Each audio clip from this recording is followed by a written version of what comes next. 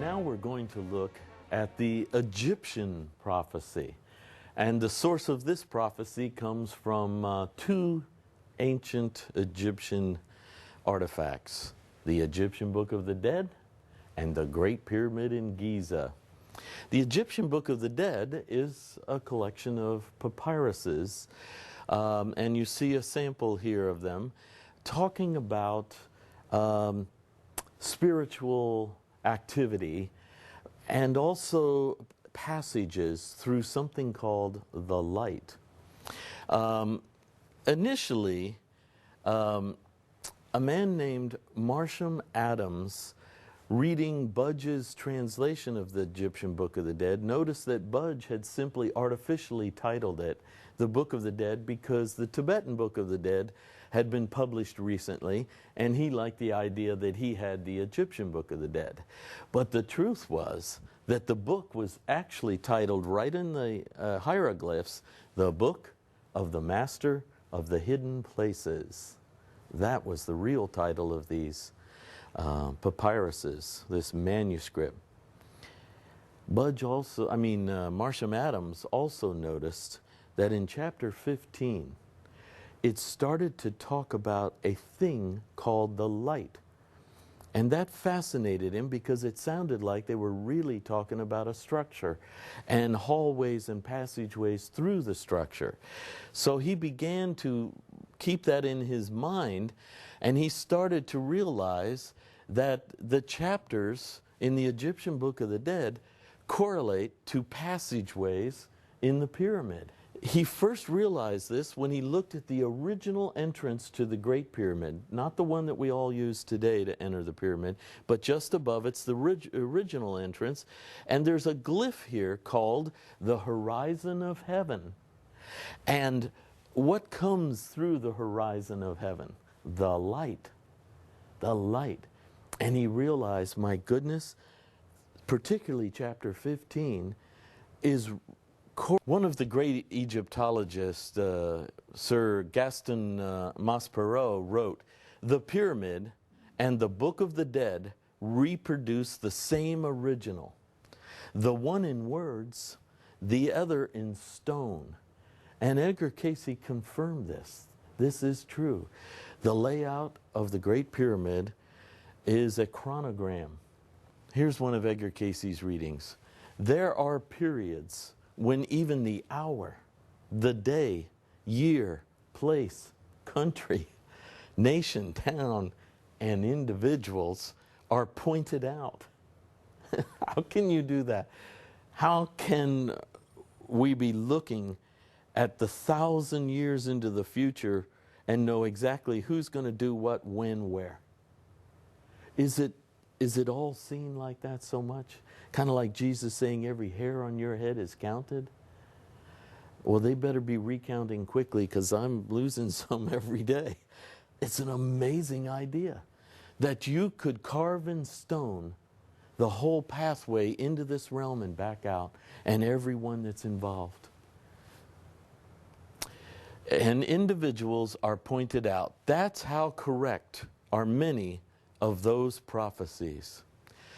All changes that came in the religious thought in the world are shown there in the pyramid chronograph, in the variations in which the passage through same is reached, from the base to the top, or from the open tomb in the king's chamber to the top. David Davidson and H. Aldersmith read Marsham Adams' material, and in 1910 they went down to Egypt to check out the Great Pyramid and see if they truly could measure the prophecy. In about the 1930s, Edgar Cayce was asked about the work of H. Aldersmith and David Davidson, and he said, "Many of these deductions are correct. Many are far overdrawn. Only an initiate may understand." Here's David Davidson and H. Aldersmith's map of the prophecy chronograph in the Great Pyramid of Giza. As you see, the descending passageway is the descent out of heaven into matter, into the chamber of chaos. This type of lettering Davidson did because he was taking it directly out of the Egyptian Book of the Dead. The name of what we call the pit or subterranean chamber. Notice this dotted line? That is the bedrock of the Giza Plateau upon which the pyramid's built. So this shaft actually digs down into the bedrock, and this is the subterranean chamber or pit. But the Egyptian Book of the Dead called it the chamber of chaos or upside downness. Fascinating revelation into a shift in our awareness that was all backwards. We thought ourselves to be terrestrial beings instead of celestial. We thought life is material, matter, 3 dimensions instead of the essence of life, and celestial dimensions, unlimited dimensions. Now, the ascending passageway back up is blocked by a giant granite plug, which the Egyptian Book of the Dead calls that first little location the Gate of the Ascent. And the first passageway is called the Hall of Truth while still in darkness. So you don't know the whole story, but you're pursuing. Something's got to be more to this life than I'm seeing or feeling in the material paradigm that everyone is teaching me and that I'm trying to live in. There's got to be more to it. The Hall of Truth while still in darkness. Now, if you've ever been in the Great Pyramid, you can't go up this passageway without squatting into a low position and creeping your way up. It's very low. When Edgar Cayce was asked about that feature, he said every time the initiates were forced to bend down and to struggle through a passageway, it was to develop humility and meekness in them, to subdue self-centeredness, self-exaltation, and move you back into oneness and cooperation. So the long ascending passageway, very low, the Hall of Truth while in darkness. Now you get to the last step, and Davidson measured that date to be BC 4. And he wrote down the birth of Christ. Now, for a long time we thought, why would it be BC 4? Until scholars not too long ago discovered a document signed by Herod ordering the death of all male children under 1 year of age, and the date he signed it was 4 BC. And we realized, oh my goodness, the child was born 4 years before we thought. And Herod's men were out there trying to kill all of the male children born in that period of time. Now your head clears the passageway right here, and Davidson said that correlated it to the passage in the Book of the Dead that said, the crossing of the pure waters of life and the passion of the Messiah. There was a Messiah in the ancient Egyptian lore. Isis immaculately conceives the Messiah. Where have we heard that story before? In the ancient Egyptian legends, Isis ascends to heaven and cries out, we cannot leave these souls lost in the earth.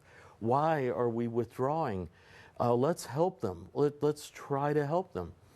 And her loving companion Osiris has been killed by his brother Seth or Seti, Satan of ancient Egypt, and he rules. And she wants to subdue his rule and bring back to life the pureness of Osiris. Well, the heavenly boat of the gods comes down, and Hermes is on it, and he leans out of the boat of the gods and says, Isis, have you been so long with these people that you've lost touch with your own power and your connection to the celestial forces? She reflects on this, and you see it on the wall where she throws her head back and she becomes instantly pregnant with the Messiah. Horus now is going to be born, and he will eventually overthrow his uncle and subdue the darkness on the earth and bring back life. This is the marker in the Egyptian Book of the Dead. Right there as your head clears. Davidson measured it to 30 1/4 AD. And he dated that as the date of the crucifixion. This was done in about 1910. Notice that the Queen's Chamber that we call in the Egyptian Book of the Dead is called the Chamber of the Second Birth. the chamber of the new birth. Wow, where have we heard this before? Remember, Nicodemus sneaks away one night and asks Jesus for the mysteries, and the first one he tells him is, you must be born again. You must be born anew. You've been born physically, but now you must conceive in the womb of your consciousness who you really are, your spiritual self. You must gestate that, nourish it, give life to it, and birth it, and become the spiritual person temporarily sojourning physically, rather than a physical person who loves spiritual things. Notice the big difference there? Profound difference in your consciousness. And now we start up the grand gallery, the hall of truth in light. Now, knowing many of the truths, we are ascending in that beautiful, massive gallery with the 7 lapping stones over the side there for the 7 spiritual centers. And we come up to this top area over here. I have a little blow up. Now here's the grand gallery. We're coming up the hall of truth in light. Here's the great step. And Davidson noticed that in the Egyptian Book of the Dead, time was super condensed. 1 inch equaled 1 year over here. Now it equaled 1 month. Things were happening in 1/12 the speed that they used to happen. Things were happening very fast. He noticed that the first low passageway in which you had to bend down again was the great war to end all wars, World War I.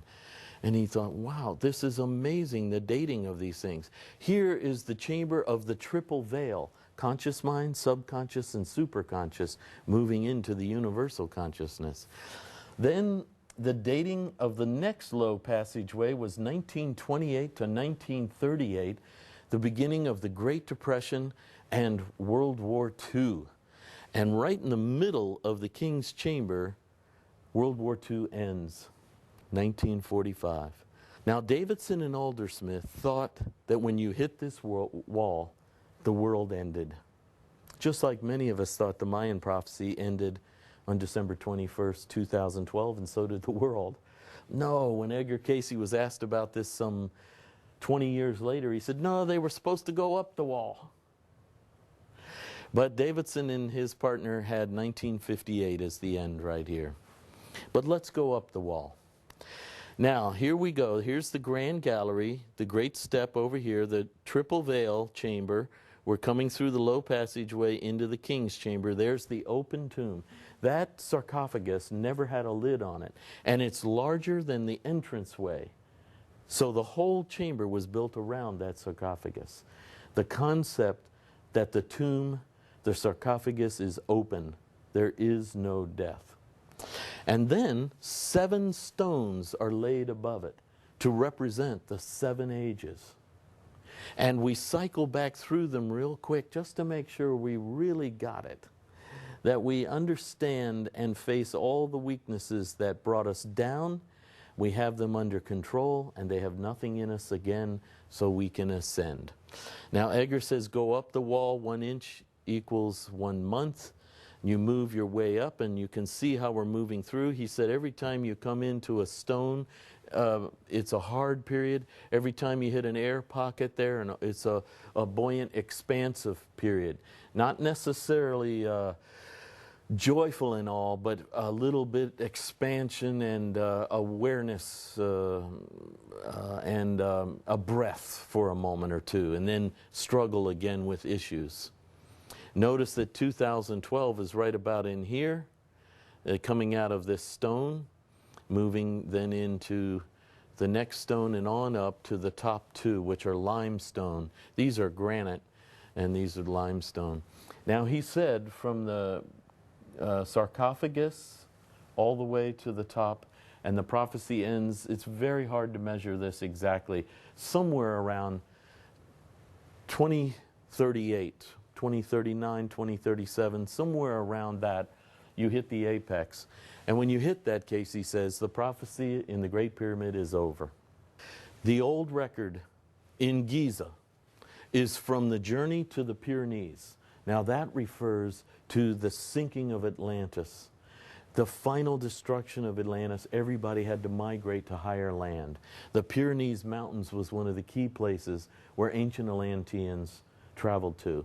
And the Basque people have a language that has no root in any modern language that we use. So it may be a remnant of ancient Atlantis.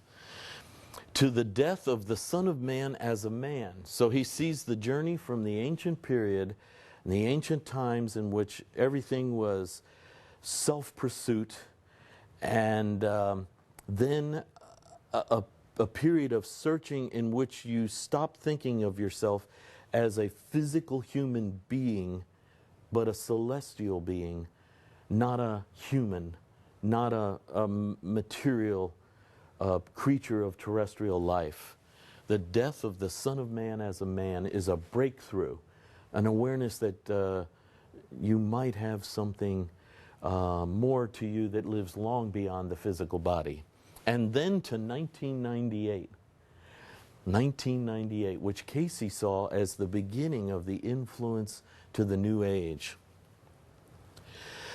Giza is the place of the initiates and their gaining by personal application and by the journeys through various activities.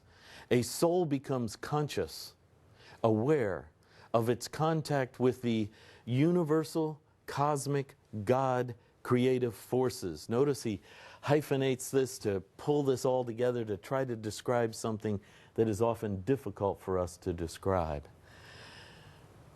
The universal, cosmic, God, creative forces in its experience by feeding upon the food, the fruits, the results of the Spirit, of God, of life, of reality.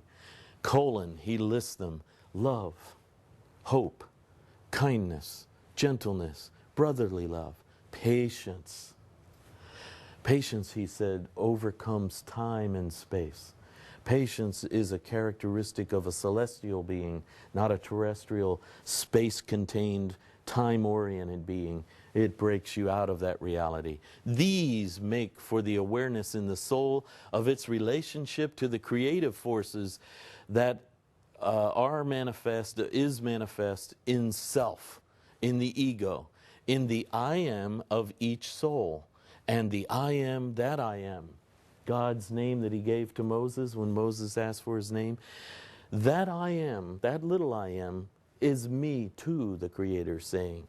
The great I am put a little bit of itself, it's into us. And that essence, that sense of I am in us is that gift from the Creator. Self-awareness, self-consciousness, and free will to use it to grow to become a companion with the Creator. The awareness is coming. This is Casey's prophecy about this Egyptian awareness. It is coming of the full consciousness, of the ability to communicate with or to be aware of the relationships to the creative forces and the uses of same in material environs. We are growing to that place, as the Mayans called it, the spirit of all living things.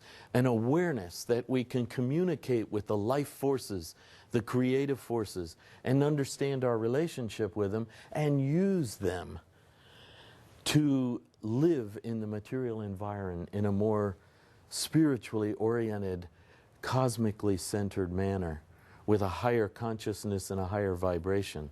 This awareness during the era or age, in the age of Atlantis and Lemuria or Mu, brought what?